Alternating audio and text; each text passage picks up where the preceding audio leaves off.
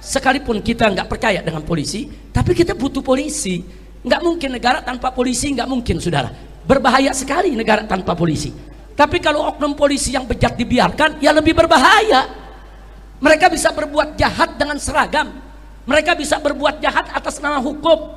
Itu lebih membahayakan masyarakat ketimbang nggak ada polisi. Nggak ada polisi bahaya, ada polisi jahat lebih berbahaya. Nah, maka itu kita menginginkan Polri kita bagus, Polri kita baik, Polri kita dicintai masyarakat, Polri kita ini profesional, Polri kita ini bersih, amanat, jujur.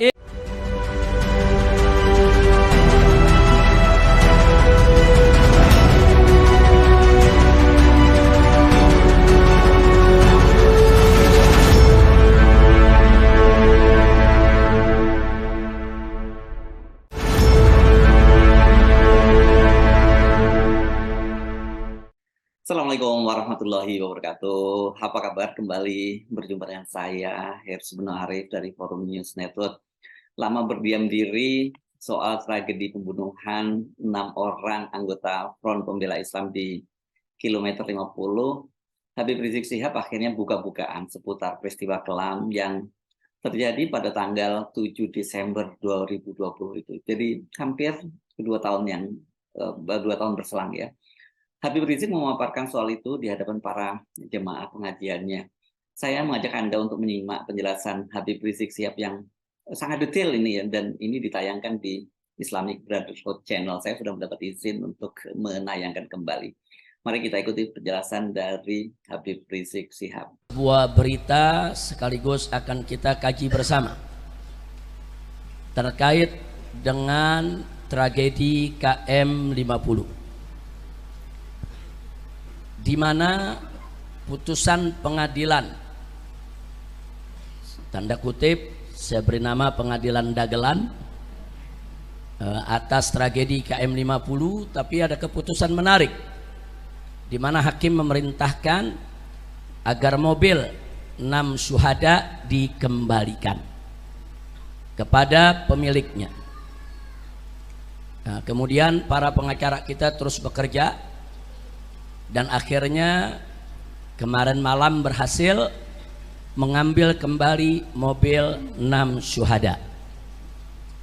Mobil itu akan kita simpan dengan baik karena itu termasuk barang bukti otentik atas terjadinya tragedi KM 50, sekaligus fisik mobil tersebut akan memberikan jawaban untuk kita apa sebetulnya yang terjadi pada peristiwa tragedi KM 50. Sementara ini mobil tersebut kita letakkan ada di depan majelis ini. Ini mobil yang digunakan oleh 6 syuhada. Saudara, mobil ini akan kita simpan dengan baik karena ini barang bukti, tidak boleh kita hilangkan, tidak boleh kita musnahkan. Dan pemilik mobil ini pun sudah secara lisan sejak jauh-jauh hari menyatakan ini diberikan, yaitu untuk kepentingan perjuangan penegakan keadilan. Jadi yang punya mobil ini tidak meminta mobil ini untuk kembali. Nah, karena itu kita amankan terlebih dahulu. Nanti kita akan tempatkan di satu tempat untuk terus kita simpan. Sampai kapan? Sampai digelarnya pengadilan HAM untuk menegakkan keadilan bagi para 6 syuhada insya Allah. Nah, di sini saya mau ingatkan firman Allah Subhanahu wa taala dalam Al-Qur'anul Karim, yaitu dalam surat Ibrahim ayat 42. A'udzu billahi minasyaitonir rajim. Bismillahirrahmanirrahim. Wala tahsabannallaha ghafilan amma ya'malu dhalimun. Innama yu'akhiruhum liyaumin tashkhasu fihil absar. Sadaqallahul azim. Luar biasa ayat ini, saudara. Masya Allah, tabarakallah. Allah menyatakan walah tahsabannallah, jangan sekali-kali kamu mengira bahwa Allah itu ghafilan, lalai, amma ya'malu zalimun, dari apa yang dilakukan oleh orang-orang zalim. Jadi Allah menyatakan dengan tegas dalam ayat ini, jangan sekali-kali kamu mengira bahwa Allah itu lalai dari apa yang dilakukan oleh orang-orang zalim. Artinya apa? Artinya di sini penegasan Allah tidak lalai. Allah tidak lalai, Allah tidak diam, Allah tidak akan biarkan orang-orang zalim dengan segala kezalimannya, saudara. Selanjutnya Allah ingatkan, innama yuakhiruhum, sesungguhnya Allah tunda mereka. Jadi kezaliman mereka enggak langsung dibalas pada hari itu juga, saudara. Allah tunda pembalasan mereka, saudara. Sampai kapan? Liyaumin, yaitu untuk suatu hari nanti, tashkhasu fihil absar, di mana mata-mata manusia semua akan terbelalak. Maksudnya apa? Maksudnya di hari itu Allah buka segala kenyataan, fakta dan kebenarannya.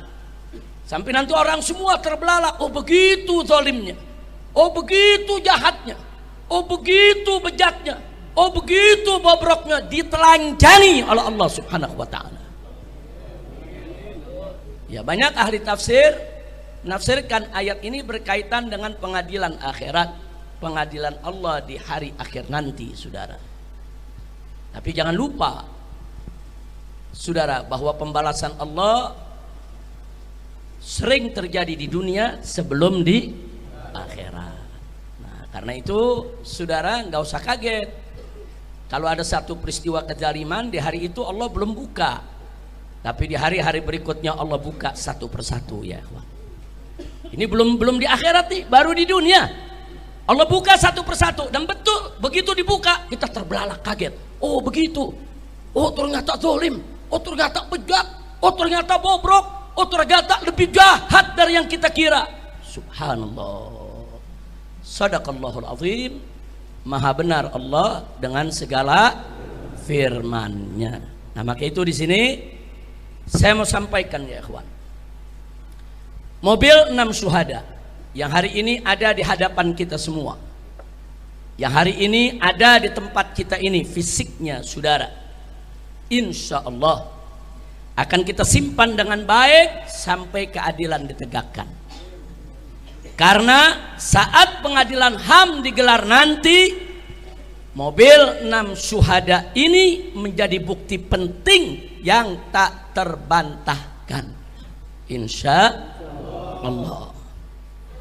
Mobil 6 syuhada ini menjadi bukti penting tentang kebejatan dan kejahatan serta kesadisan geng KM50 yang dipimpin oleh seorang jenderal dan melibatkan Satgasus Polri, saudara. Nah, jadi ini sudah menjadi fakta dan sudah menjadi rahasia umum, semua orang tahu. Alhamdulillah. Nah, sekarang mari kita kaji, ya.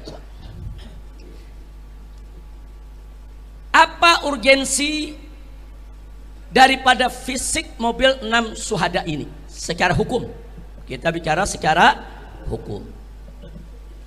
Mobil 6 syuhada ini secara hukum menjadi bukti otentik tentang adanya, satu, adanya unlawful killing, yaitu pembunuhan di luar hukum atau pembunuhan tidak sah secara hukum yang dilakukan oleh aparat negara. Jadi kalau ada aparat negara melakukan pembunuhan di luar hukum secara tidak sah, semena-mena, itu disebut unlawful killing. Istilahnya unlawful killing, ya ikhwan. Dan unlawful killing itu pelanggaran HAM. Jadi bukan pembunuhan biasa, ya ikhwan. Kalau ada warga bunuh warga, ribut, berkelahi tentang sesuatu, itu pembunuhan biasa. Tapi kalau aparat negara menggunakan kewenangannya untuk membunuh warga sipil tanpa proses pengadilan yang sah, saudara, ini namanya unlawful killing, dan itu termasuk pelanggaran HAM. Yang kedua, saudara, mobil 6 syuhada ini juga secara hukum menjadi bukti terjadinya extrajudicial killing. Apa itu extrajudicial killing, saudara? Yaitu pembunuhan di luar hukum atau tanpa putusan pengadilan yang dilakukan secara sengaja serta dilakukan atas perintah jabatan dengan melibatkan pejabat negara, saudara. Ini disebut extrajudicial killing. Ini juga pelanggaran HAM.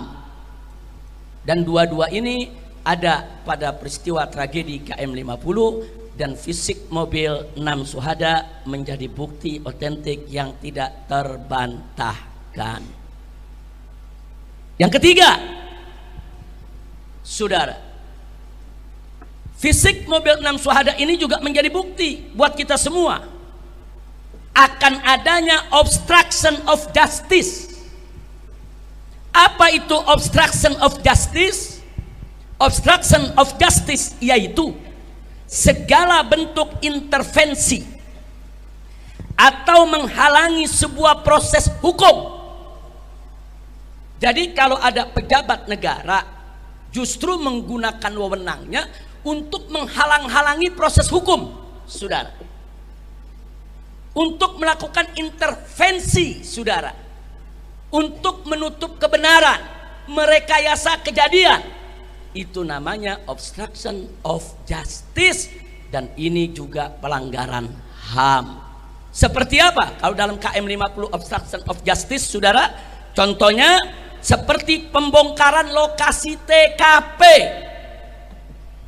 dalam suatu peristiwa pembunuhan, saudara. Nggak boleh TKP dihilangkan, nggak boleh TKP itu dimusnahkan, saudara. Dengan diratakannya TKP di sana ada terjadi, saudara, pejabat negara yang menggunakan wewenang untuk menghilangkan barang bukti, termasuk penghilangan CCTV. Itu juga termasuk obstruction of justice. Jadi kalau ada pejabat negara dengan sengaja menghilangkan, melenyapkan, menyembunyikan, menghapus CCTV yang menjadi bukti atas terjadinya suatu kejahatan, itu adalah obstruction of justice, dan itu juga pelanggaran HAM. Seperti apa lagi? Seperti pemaksaan warga yang ketika itu hadir ikut merekam kejadian apa yang terjadi di KM50, saudara. Kemudian dipaksa untuk menghapus isi rekamannya. Itu juga merupakan, saudara, aparat menggunakan wewenang untuk menghilangkan barang bukti. Nah, kenapa harus dihapus? Karena rekaman warga itu dan CCTV itu menjadi bukti bahwa 6 laskar FPI, 6 pengawal kami saat di KM50 6-6-nya masih hidup. Bukan sudah mati, saudara. Nah, jadi bukti ini semua dihapus. Jangan sampai ada bukti kalau di KM50 semua masih hidup, seolah-olah 6-6-nya mati dalam tembak menembak dengan petugas. Ini namanya membuat skenario untuk merekayasa kasus, saudara. Tapi gagal. Kenapa? Ternyata banyak warga memberikan kesaksian, saudara, dan itu direkam oleh Tempo, dibuat film. Bagaimana warga memberikan kesaksian bahwa 6 laskar FPI masih hidup. Hanya yang 2 terluka, digotong, sedangkan yang 4 masih sehat, segar, bugar. Nah, jadi mereka berusaha untuk menghilangkan bukti, ternyata Allah jaga, buktinya masih ada, ya. Nah, jadi sekali lagi, upaya menghilangkan bukti semacam ini termasuk obstruction of justice. Baik, sekarang kita lanjutkan yang keempat. Yang keempat adalah abuse of power. Apa itu abuse of power? Yaitu penyalahgunaan wewenang oleh aparat atau pejabat negara, mulai dari pengintaian dan penguntitan serta penyergapan tanpa izin pengadilan, sampai tindakan pembunuhan dan penghilangan barang bukti. Ini semua, saudara, mulai dari kita katakan unlawful killing, extrajudicial killing, obstruction of justice, ini semua merupakan bentuk daripada abuse of power, penyalahgunaan wewenang. Karena mereka menjadi pejabat negara, saudara, disumpah Untuk apa? Untuk melindungi negara, melindungi rakyat, saudara. Bukan untuk menculik, membunuh, atau membantai mereka, saudara. Ini namanya abuse of power. Nah, sekarang yang kelima, perlu kita ketahui bahwa keempat pelanggaran tadi, baik itu yang pertama unlawful killing, maupun itu yang kedua extrajudicial killing, maupun yang ketiga obstruction of justice, maupun yang keempat abuse of power, saudara, maka ini semua merupakan pelanggaran HAM. Dan bukan sembarang pelanggaran HAM berat.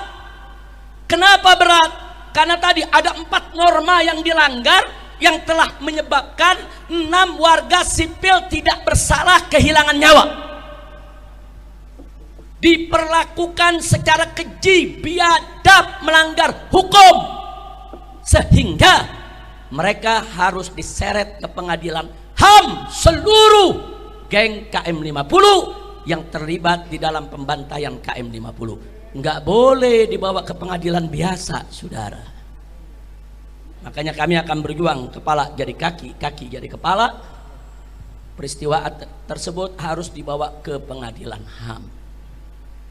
Tidak berhasil di rezim ini akan berganti, insya Allah.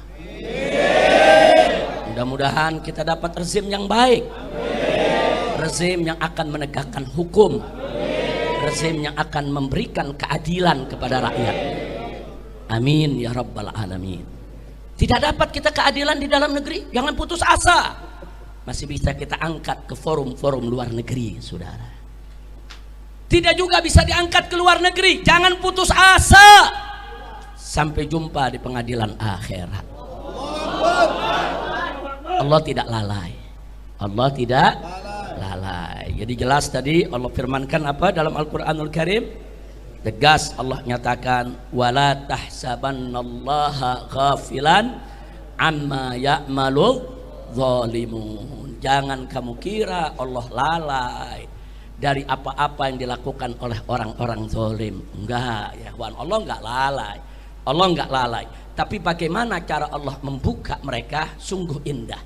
Allah buka satu persatu tanpa kita kira, ya kawan. Allah buka satu persatu tanpa kita duga. Bahkan Allah buka satu persatu yang kita sendiri nggak pernah tahu kalau yang bersangkutan pernah terlibat, saudara. Subhanallah. Allah buka dengan satu peristiwa pelanggaran HAM yang lain, yaitu peristiwa Satgasus, saudara, yang mana terjadi yang kita kenal dengan kasus Sambo, saudara. Allah buka semua. Allah buka satu persatu. Siapa yang bisa buka itu kalau bukan Allah, ya kawan? Alhamdulillah. Itu bukti kalau Allah tidak diam. Allah tidak lalai. Allah tidak akan biarkan orang-orang zalim itu, saudara, tertawa riang dengan kezalimannya. Nah, jadi kita tunggu saja. Sebentar lagi insya Allah dengan kekuatan doa Anda semua, Allah akan buka habis-habisan itu di dunia sebelum di akhirat. Tentu di akhirat siksa yang Allah siapkan jauh lebih pedih lagi, saudara. Amin ya rabbal alamin. Nah sekarang baik, yang berikutnya yang ingin saya garis bawahi, ada skenario palsu dan gagal terkait KM50. Skenario palsu dan gagal. Skenario yang mana?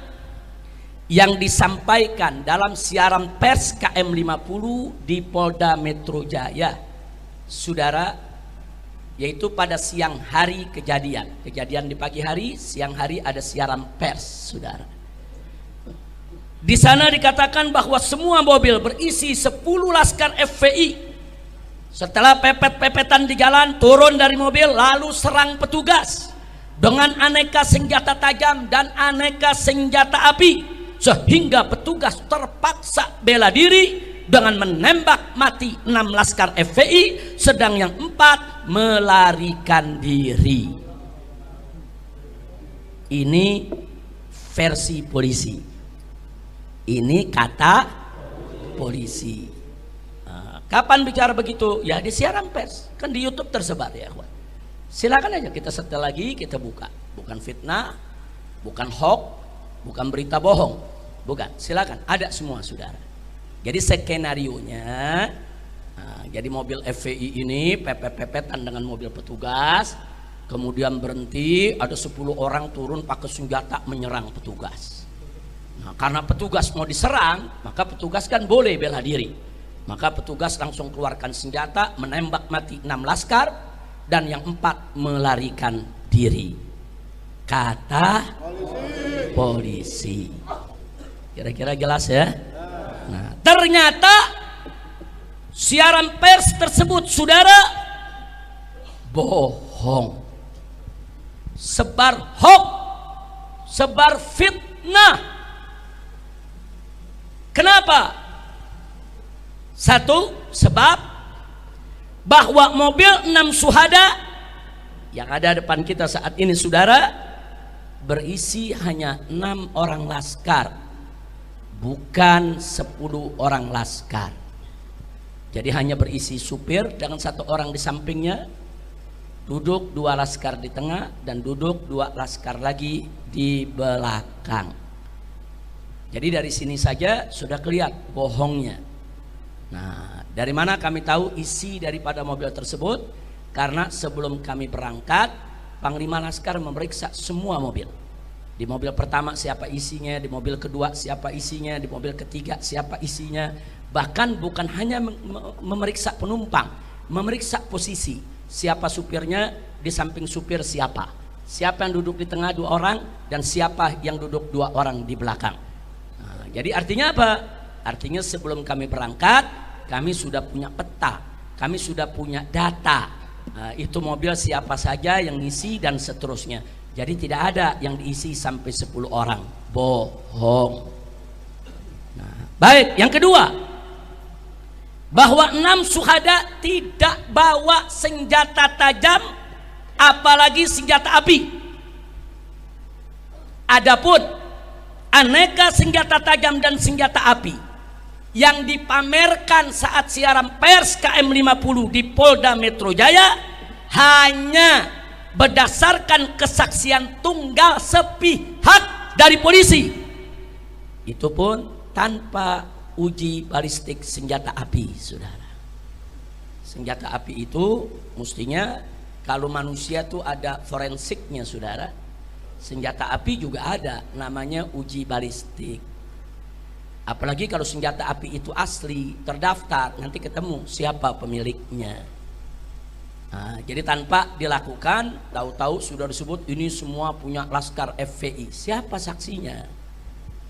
Nah, jadi kalau polisinya cerdas, andai kata benar FPI itu bawa senjata laskar, kalau mereka cerdas, begitu mereka sergap, mereka bunuh, mereka rekam dulu, rekam mobilnya, buka pintunya, lihat ada barang apa di dalam. Nah, itu orang baru percaya. Nah, bukan tahu-tahu, saudara, barang itu sudah ada begitu saja. Oh, itu gampang, orang mudah mencerna, ya ikhwan. Berapa banyak habis bunuh orang, taruh pisaunya di tangan orang yang dibunuh, selesai. Itu banyak terjadi di mana-mana. Jadi kesaksian ini hanya sepihak.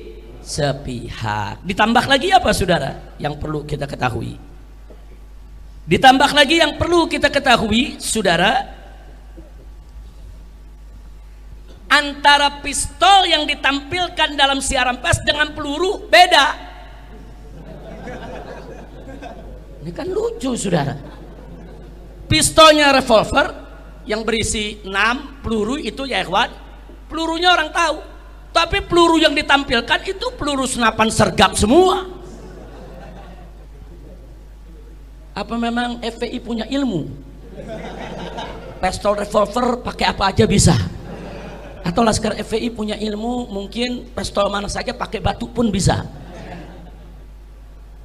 Nah, jadi cerdas lah. Ngebohong itu kan perlu cerdas juga, ya ikhwan. Iya, ngebohong juga perlu cerdas. Ini udah ngebohong bodoh lagi. Kira-kira jelas? Ada lagi, waktu siaran pers dikatakan ini senjata api asli, ditunjukkan. Besoknya berubah, katanya senjata rakitan. Ada, kita simpen, itu bukti siaran pers semua kita simpen, ya. Hari berikutnya berubah lagi, enggak, ini senjata asli polisi yang dirampas oleh Laskar. Jadi pertama dibilang senjata asli milik Laskar. Besok berubah senjata rakitan milik Laskar. Begitu diprotes oleh netizen, berikutnya lagi berubah lagi. Katanya senjata asli milik polisi dirampas Laskar. Luar biasa. Saya mau tanya, kita pakai akal yang sehat lah. Saya mau tanya, saudara, akal sehat bisa terima itu? Bisa terima itu? Masuk bisa berubah-ubah? Kan dari hari pertama kan udah ketahuan itu asli atau bukan. Kenapa bisa dirubah-rubah? Kenapa dirubah? Karena kalau dikatakan asli nggak sesuai dengan skenario, jadi perlu rakitan. Ternyata rakitan kurang pas juga sama skenarionya. Oh kalau gitu ini dirampas saja supaya nanti cocok sama cerita. Nah ini namanya cocokisme atau cocokiologi. Ilmu mencocokkan supaya bohongnya kelihatan benar. Kira-kira jelas ya? Tahu cocokiologi, tahu ya? Nah baik. Selanjutnya saudara, bahwa fisik mobil 6 syuhada, nanti selesai pengajian Anda bisa lihat dan periksa sendiri, tapi jangan disentuh ya, jangan disentuh, jangan dibuka pintunya, karena di mobil ini luar maupun dalam ini banyak barang-barang bukti yang harus kita amankan. Tolong jangan dibuka, nanti Laskar tolong dijaga. Mau lihat, mau foto, mau videokan, silakan. Nanti Anda lihat sendiri saudara, di mobil ini kaca depan ada 2 lubang peluru besar. Terus bodi samping tidak kurang dari 3 lubang peluru. Kemudian itu samping kanan, di samping kiri juga ada beberapa lubang peluru. Artinya apa? Artinya mobil ini disergap saudara, dari depan, dari samping kanan, samping kiri dan belakang. Jadi ditembak dari depan, ditembak dari samping kanan, ditembak dari samping kiri saudara, dan ditembak dari belakang, serta 2 bannya diledakkan saudara. Nah, makanya kalau Anda lihat nanti 2 rodanya sebelah kiri itu sudah pecah ya ikhwan. Ini namanya penyergapan. Dari mana datangnya saudara? Terjadi tembak menembak, terjadi FPI melarikan diri, ini disergap, dibunuh. Nah, pada saat penyergapan tersebut ada 2 laskar yang terluka. Yang pertama yang duduk di samping supir. Nah, ini masih ada pertanyaan, apakah karena peluru dari kaca depan atau peluru dari samping kiri masuk saudara, karena pelurunya dari mata tembus ke leher dan bola matanya keluar. Nah, jadi masih ada pertanyaan, kalau peluru dari depan bola mata biasanya pecah, tapi kalau peluru dari belakang kepala menembus, mendorong mata keluar, bisa jadi itu datangnya. Tapi belum bisa kita buktikan, ini kan mesti ada uji forensik ya kawan, ini dari mana. Tapi yang jelas yang duduk di samping supir sebelah kiri, bola mata kirinya keluar sehingga dia sekarat. Nah, dia sudah antara sadar dengan tidak sadar diri karena peluru tersebut. Hanya 1 peluru menembus sampai ke mata. Nah, sementara yang satu lagi korban yang duduk di belakang supir, itu ada lubang peluru memang cukup besar di samping sebelah kanan, itu mengenai pahanya, tembus saudara. 2 orang ini mengalami pendarahan. Nah, karena di daerah paha itu ada urat besar, itu kalau udah mengeluarkan darah nggak gampang terhenti saudara. Jadi kedua korban ini dibawa ke KM 50 masih hidup dalam keadaan terluka dan darah terus keluar tanpa dihentikan. Nah, itu yang perlu kita tahu ya ikhwan. Nah, jadi artinya ini sergapan. Jangan bilang nanti laskar yang nyerang. Laskar tidak nyerang saudara. Baik, kita lanjutkan saudara. Bahwa warga KM 50 menyaksikan sendiri bahwasanya 6 syuhada saat dibawa ke KM 50 semuanya masih hidup dengan kondisi yang 2 terluka dan yang 4 sehat, segar, bugar. Jadi yang 4 diturunkan dari mobil, disuruh tiarap di aspal. Yang 1 saudara yang sekarat duduk di samping supir itu tidak diturunkan dulu. Begitu juga yang kena pahanya itu tidak diturunkan dulu. Hanya 4 dulu yang diturunkan. Nah, mereka sedang apa? Menunggu datangnya mobil Land Cruiser hitam sebagai komandan mereka. Jadi mereka menunggu beberapa waktu. Ada yang bilang 15 menit, ada yang bilang 20 menit, ada yang bilang 30 menit. Artinya 2 orang yang luka di mobil selama waktu tersebut terus mengeluarkan darah tanpa dihentikan. Mestinya SOP polisi itu kalau habis tembak seseorang sudah dilumpuhkan harus dibawa ke rumah sakit, bukan dibiarkan darahnya mengalir sampai meninggal dunia. Itu SOP ya kawan. Ini artinya sekian waktu dibiarkan di mobil, sampai Land Cruiser hitam itu datang, turun, kemudian kumpul. Kata warga, mereka berselaman begini seperti kayak orang lagi bertanding voli itu. Nah, kemudian mereka bersorak seolah-olah mereka senang sudah menang ya ikhwan. Nah, dari situ si komandan memberikan arahan, baru yang di mobil 2 digotong dipindahkan ke mobil lain, dan yang 4 juga dimasukkan ke mobil yang lain, saudara. Artinya garis bawahi, 6-6-nya masih hidup saat ada di KM 50, saudara. Baik, kita lanjutkan, saudara. Nah, jadi jangan bilang Laskar melakukan perlawanan, ada tembak menembak sampai ada yang mati 6 orang, 4 lari, bohong. Baik, saya lanjutkan, saudara. Bahwa skenario siaran pers KM 50 yang digelar di Polda Metro Jaya berbeda dengan skenario rekonstruksi. Nah, ternyata begitu direkonstruksi nggak sesuai dengan isi siaran pers. Dan berbeda juga dengan skenario sidang. Waktu sidang dagelan lain lagi ceritanya, saudara. Polisi yang dijadikan saksi. Nah, di mana menurut sidang, saudara, menurut polisi pelaku katanya di sidang, saudara, bahwa 2 laskar FPI yang terluka meninggal saat dilarikan rumah sakit akibat kehabisan darah. Itu katanya. Katanya. Kemudian sedang 4 laskar FPI lainnya mati ditembak oleh petugas karena melakukan perlawanan di dalam mobil petugas, sehingga terpaksa 4-4-nya ditembak mati.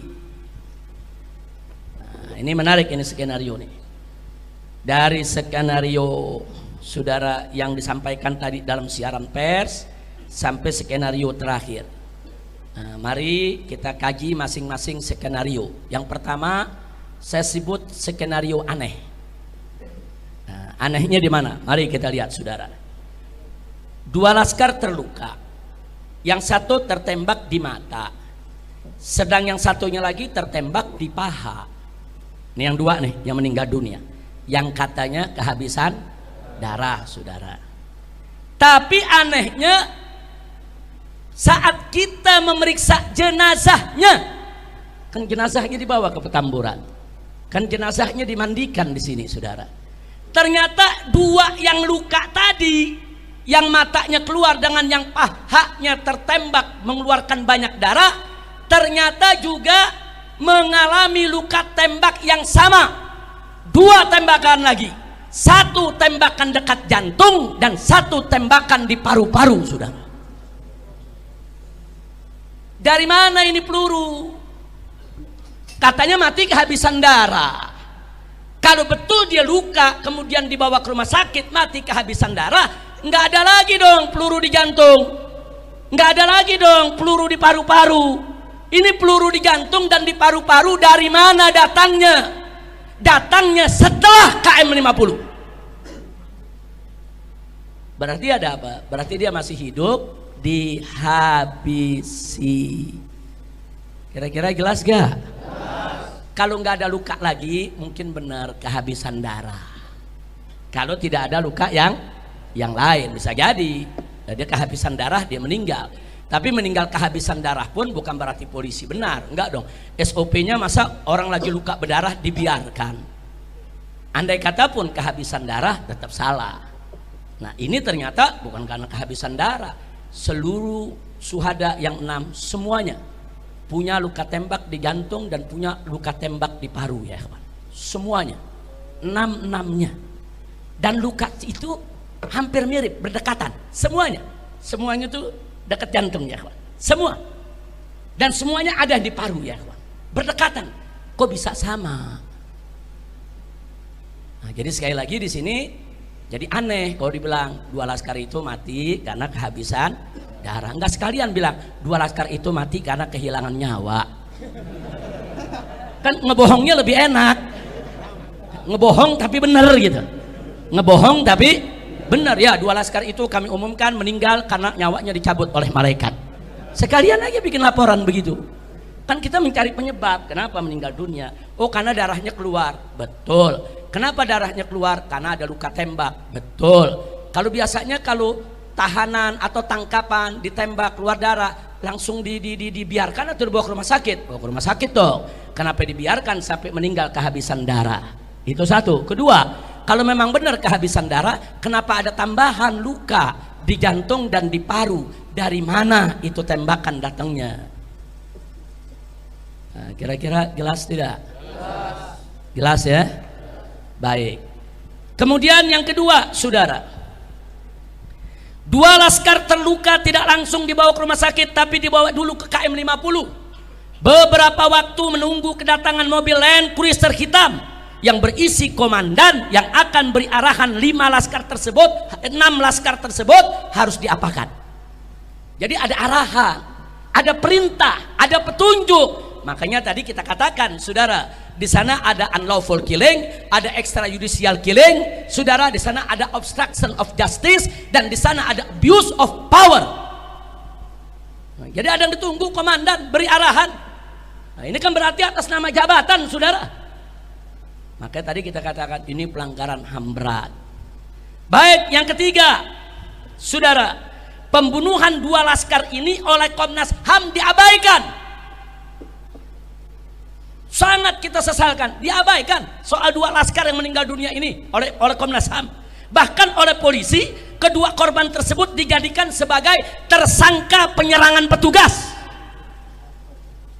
Lalu dalam sidang dagelan KM 50, soal 2 orang ini tidak diungkap lagi, saudara.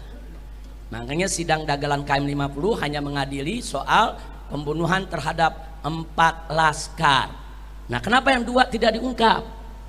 Karena mereka takut kalau yang 2 diungkap ketahuan. Nah, kalau mereka bilang ini karena luka tembakan di mata dan paha, lalu dari mana itu luka tembakan di jantung dan di paru? Kalau dikatakan oh itu luka sudah ada dari sebelumnya, oh kalau luka dari ada sebelumnya, kenapa kedua-duanya masih hidup di KM 50? Masih hidup di KM 50. Banyak saksi yang datang, saudara, banyak saksi yang memberikan yaitu kesaksian. Nah, karena takut kebongkar, ini ditutup. Komnas HAM tidak mengupas, pengadilan tidak menyidangkan. Makanya sebut skenario aneh yang gagal. Alhamdulillah. Baik, sekarang yang kedua. Ini skenario aneh yang kedua, saudara. Kata polisi. Kata siapa? Polisi. 4 laskar yang hidup di KM 50 itu dimasukkan ke dalam mobil petugas, didudukkan di kursi paling belakang tanpa diborgol.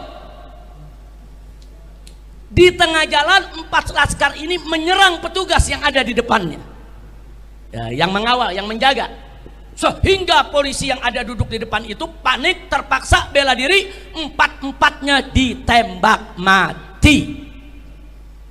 Dan 4-empatnya lukanya hampir sama. Saking jagonya ini petugas, 4-empatnya ditembak di jantung, 4-empatnya ditembak di paru. Nah, ini Jenggo juga kalah, saudara. 4 orang bergumul, saudara, dengan polisi yang ada di tengah bergumul begitu ya, ikhwan. 4-4 bisa mati dengan luka tembak yang sama. Masuk di akal? Masuk di akal? Bahwa polisinya nggak luka, lecet enggak? Luar biasa. Ngebohongnya kurang cerdas. Ngebohongnya kurang cerdas, ngebohongnya agak bodoh dikit. Kayaknya bukan dikit, banyak bodohnya. Kira-kira jelas ya? Nah sekarang mari kita kuliti ya ikhwan, soal pernyataan ini saudara. Satu, bahwa SOP kepolisian, saudara, itu semua orang tahu saudara. Setiap ada tangkapan atau ada tahanan yang dibawa oleh mobil petugas saudara, satu, harus diborgol atau diikat tangannya saudara. Nggak boleh nggak diborgol, itu menyalahi SOP. Yang kedua saudara, duduknya di kursi tengah dan diapit oleh petugas. Nggak boleh duduk di samping supir, nggak boleh duduk di belakang saudara, di belakang petugas, nggak boleh, berbahaya dong, bisa menyerang petugas. Kalaupun ada yang duduk di belakang petugas satu, di kiri kanannya harus ada petugas saudara. Ini bisa-bisanya empat-empatnya nggak diborgol, empat-empatnya duduk di belakang saudara petugas. Masuk di akal? Jadi dari segi SOP nggak benar. Saya buktikan. Saya beberapa kali dibawa dari rutan Mabes Polri. 2 kali karena saya sakit, saya dibawa ke rumah sakit. Keluarga saya nggak boleh semobil dengan saya, nggak boleh. Saya dibawa dengan mobil, saudara, sejenis Innova, saudara. Saya duduk di kursi tengah dan di tengah-tengah. Yang bawa mobil polisi, yang duduk di samping supir juga polisi, semua bawa senjata, saudara. Kemudian yang duduk di samping kanan saya polisi, di kiri saya polisi, dan yang duduk paling belakang sekali juga 2 orang polisi. Ini saya sakit, bukan habis perang sama polisi, bukan, sakit. Dikawalnya begitu saudara, dikawalnya seperti itu tuh, sakit. Nah sekarang bayangkan ada 4 laskar yang katanya habis tembak menembak dengan polisi, habis tembak menembak, ribut saudara, sampai jatuh 2 korban. Kemudian polisi letakkan dia di mobil kursi belakang, nggak diborgol. Ada yang percaya? Ada yang percaya? Saya tanya, kalau habis tembak-tembakan berarti bahaya gitu. Kalau habis tembak-tembakan berarti itu laskar kategorinya bahaya tidak? Harus tidak diborgol. Apa boleh dilepas di kursi paling belakang? Nggak boleh saudara. Kenapa ini nggak diungkap? Ini mestinya saudara jangan ungkap, nggak ada alasan, ini SOP saudara. Kalau mereka katakan, oh kami kekurangan mobil, kami kekurangan petugas, panggil petugas lain, datang bawa borgol, datang bawa mobil tahanan saudara. SOP. Yang sakit bawa ke rumah sakit, yang luka bawa ke rumah sakit untuk diobati. 4, sehat, segar, bugar, harus diborgol dan harus saudara dimasukkan ke mobil, tidak boleh duduk paling belakang. Kenapa nggak dilakukan? Jadi dari sini kelihatan bohong. Jadi kalau yang tadi bohong, yang ini super bohong saudara, super bohong. Nah kemudian saudara, coba bayangkan laskar habis tembak-tembakan, ditaruh di kursi belakang, 4 tidak diborgol, kemudian langsung menyerang petugas yang ada di depannya. Kira-kira petugas akan luka gak? Tapi ya petugas nggak luka. Kira-kira ada yang dicekek gitu? Enggak, petugas nggak ada luka. Petugasnya saking jagonya, lebih jago dari jenggo, langsung keluarkan pistol, tembak dada masing-masing, dar, mati. Tambah lagi parunya, dar. Ini yang lu tembak patung apa laskar? Nggak, kira-kira jelas gak? Saya mau ajak berpikir normal, pakai akal sehat. Masuk di akal saudara? Masuk di akal? Nggak masuk di akal, jangan bohong lah. Baik, andai kata benar saudara, laskar itu nyerang, laskar ditembak saudara, andai kata benar. Lalu dari mana luka bakar? Apa di mobil dibakar juga untuk bela diri? Ada luka bakar kok. Di pengadilan Habib Bahar, fakta persidangan, salah satu ahli forensik mengatakan saudara, sesuai dengan foto yang diabadikan daripada luka-luka 6 jenazah, mereka mengatakan ini luka bakar, bukan memar. Ini bukan biru karena mayat, bukan. Ada mayat yang membiru, ada saudara. Tapi luka membiru dengan luka memar dengan luka bakar itu beda. Ini luka bakar. Itu luka bakar datangnya dari mana? Apa habis ditembak empat-empatnya mati terus di mobil dibakar begitu? Nah, jadi kita mau tahu, ini semua mesti dijelaskan. Kira-kira jelas tidak? Paham tidak? Yakin? Baik. Nah, jadi di sini saudara, dan gak sampai di situ saudara, dalam pergumulan di dalam sebuah mobil yang luar biasa itu saudara, saya mau tanya, kira-kira supir panik gak? Panik. Kira-kira kalau supir panik itu mobil bisa goyang gak tuh? Ada yang berantem 4 orang nyerbu petugas, mobil goyang gak? Nah, ini berdasarkan saksi dari orang yang mengikuti mobil tersebut, nggak ada itu mobil goyang, nggak ada tanda-tanda, nggak kedengeran itu suara tembakan dari mobil itu saudara, karena ada petugas sipil yang memberikan kesaksian yang memang mengikuti mobil tersebut saudara. Nah, jadi ini mesti dibuktikan, jangan ngebohong, jangan. Nah, karena itu kepada Kapolri yang saat ini sedang getol-getolnya membersihkan Polri dari petugas-petugas oknum-oknum yang bejat, kami minta supaya KM 50 ini segera diusut kembali. Sudahlah, Bapak Kapolri tidak usah melindungi game KM 50, jangan Pak. Nanti Bapak nggak terlibat jadi terlibat, hati-hati Pak. Lebih baik ini segera diselesaikan demi kebaikan Polri sendiri. Jangan oknum-oknum Polri yang bejat, yang suka membunuh, menyiksa, merekayasa kasus dibiarkan, jangan Pak. Ini berbahaya, nanti masyarakat makin lama makin gak percaya kepada polisi, betul? Maka itu saya mendukung pernyataan Kapolri di depan Komisi 3 DPR RI, kalau ada novum baru kami akan buka kembali kasus KM 50. Nah sekarang novum barunya sangat banyak Pak, salah satunya adalah tolong dicarikan di mana CCTV KM 50, karena yang menyitanya adalah orang Bapak, yang menyitanya adalah petugas, yang menyitanya adalah polisi. Udah gitu di dalam sidang Sambo, jaksa menyebutkan bahwa orang yang menyita CCTV kasus Sambo adalah orang yang sama yang menyita CCTV di KM 50. Nah, kami minta kepada Bapak Kapolri, pernyataan keterangan dari jaksa penuntut umum Sambo itu dijadikan sebagai masukan, sebagai modal.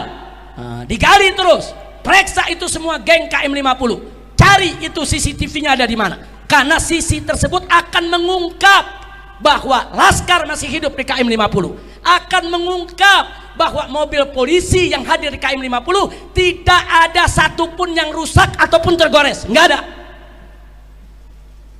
Justru yang rusak di KM 50 mobil 6 Suhada, nggak ada mobil polisi yang rusak saudara. Karena kalau ada tembak menembak, tubruk-tubrukan mobil saudara, mobil polisi rusak juga dong. Nggak ada saudara.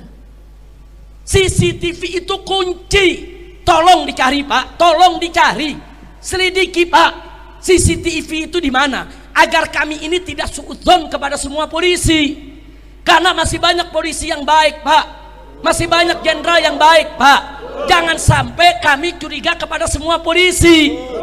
Cari itu CCTV KM 50, buka di depan publik, depan masyarakat, di sana akan kelihatan siapa itu isi daripada mobil Land Cruiser hitam, siapa itu komandan yang memberikan arahan, dan itu menjadi bukti bahwa 6 Laskar masih hidup.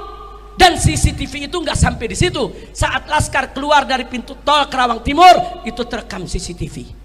Saat Laskar ditembaki depan hotel Novotel, saudara, itu juga ada CCTV di hotel tersebut. Itu juga tolong CCTV-nya diamankan. Begitu juga saat mobil dipaksa masuk kembali ke pintu tol Kerawang Barat, di situ juga ada CCTV. Bagaimana kondisi mobil saat masuk? Apakah bannya sudah pecah atau belum? Apakah sudah terluka atau belum? Sehingga jelas di mana tembakan itu terjadi. Dan sepanjang tol semua ada CCTV-nya.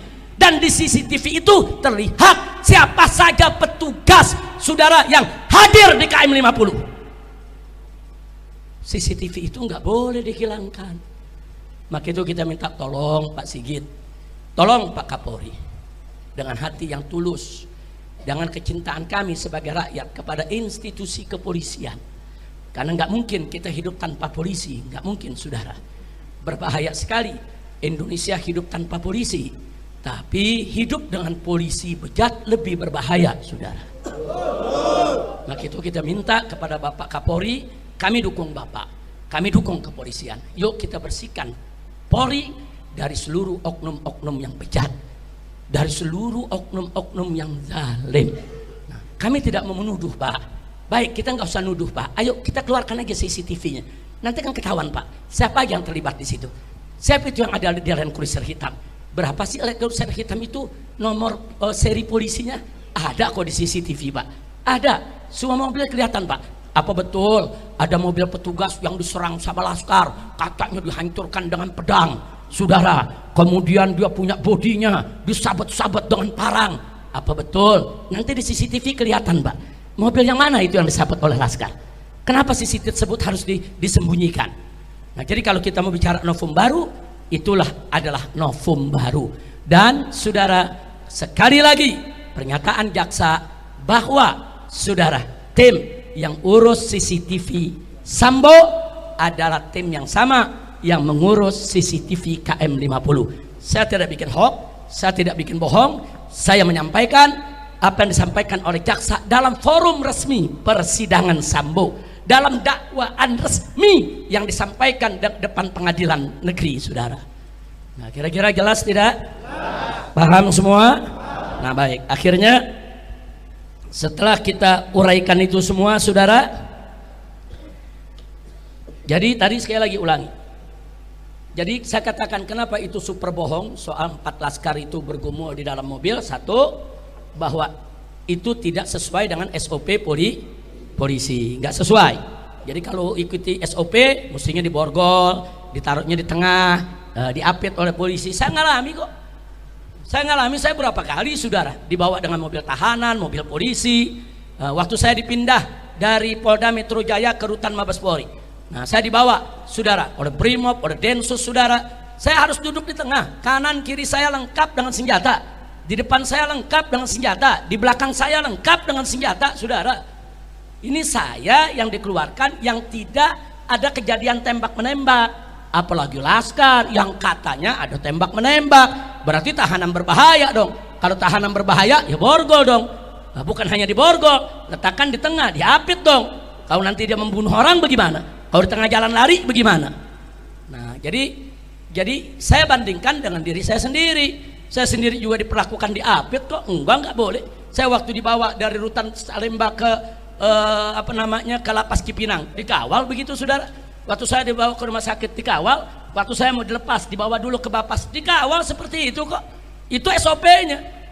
Nah, walaupun mereka Habib, maaf ini Habib ya, keluarga Habib nggak boleh duduk di sini. Ini semua petugas, Habib duduk di tengah ya. Walaupun mereka sopan, mereka minta maaf Habib ya. Ini SOP-nya. Oh ya Pak, silakan Pak.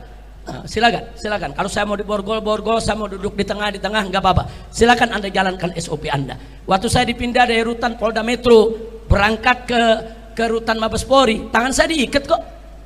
Padahal yang awal puluhan, saudara. Yang awal puluhan tetap diikat, saudara, karena itu SOP. Saya ikuti, ayo SOP. Walaupun koruptor banyak yang nggak diborgol.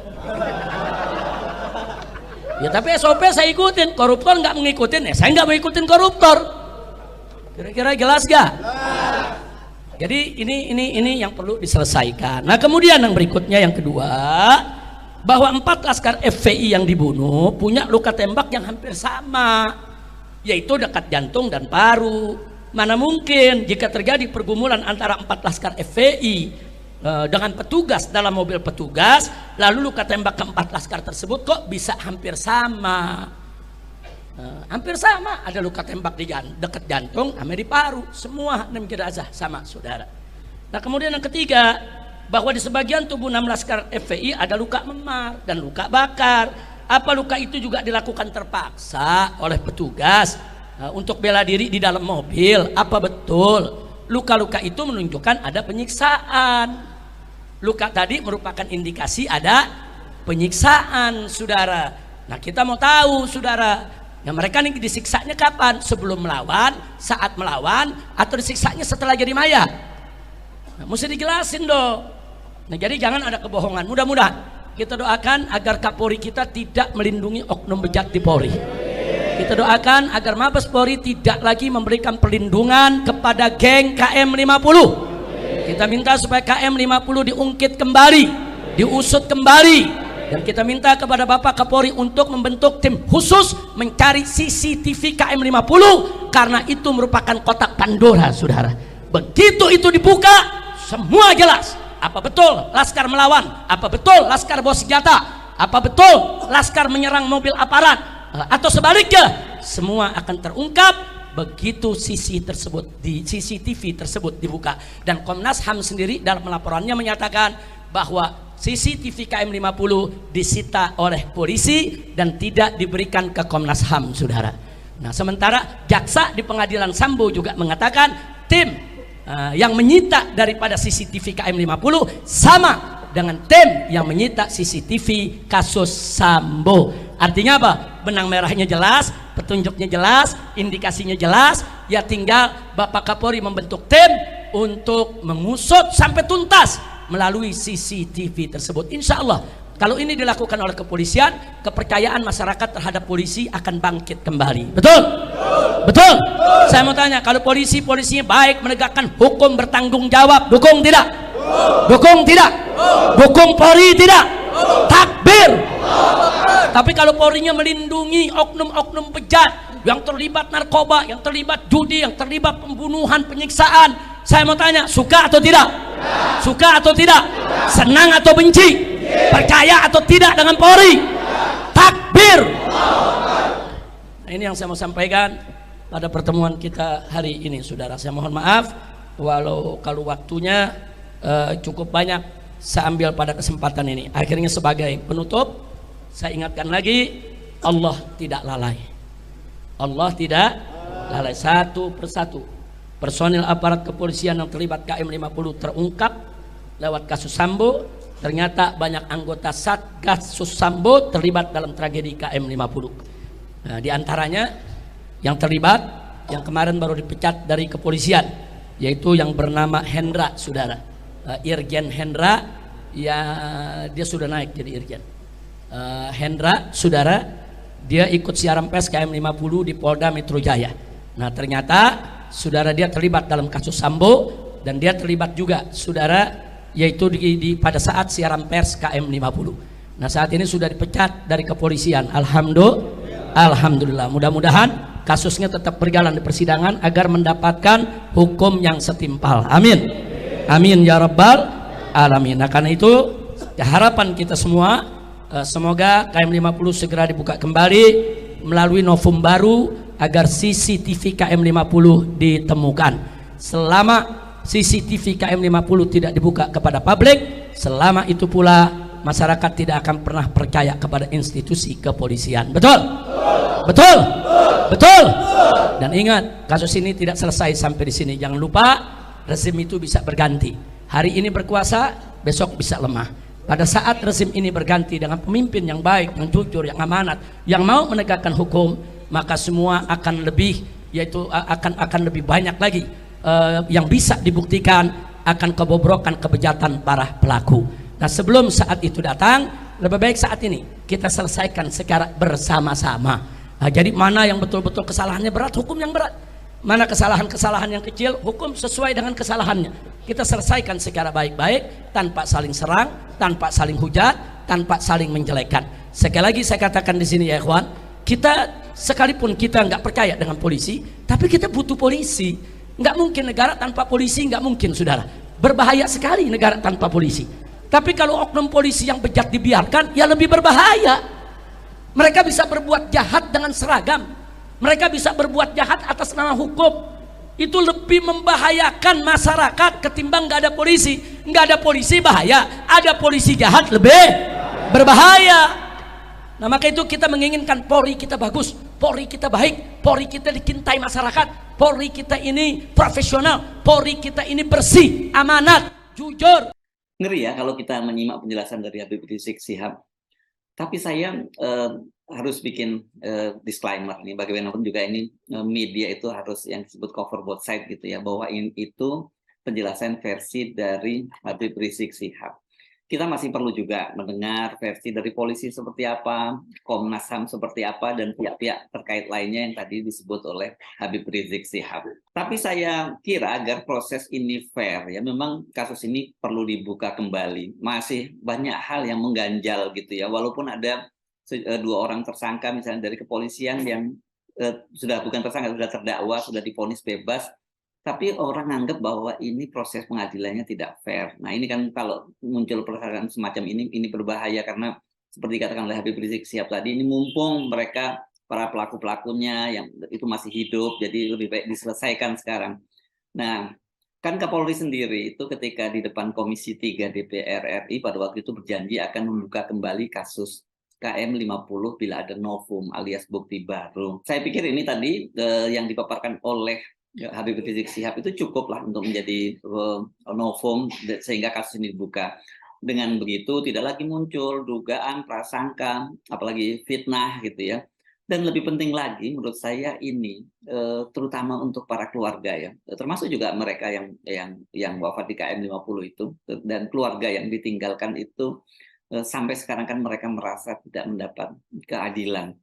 Nah, kalau ini dibuka kembali dan kemudian dilakukan proses peradilan yang fair, apapun hasilnya, saya kira semua pihak bisa menerima dengan lapang dada dan kita tentu saja perlu belajar dari kasus ini agar hal-hal serupa ini tidak perlu terjadi lagi karena bagaimanapun juga tewasnya satu orang itu buat keluarga itu merupakan tragedi dan apalagi ini banyak keluarga yang terlibat dalam kasus ini. Saya Subnu Arif dari Forum News Network. Sampai jumpa lagi. Wassalamualaikum warahmatullahi wabarakatuh.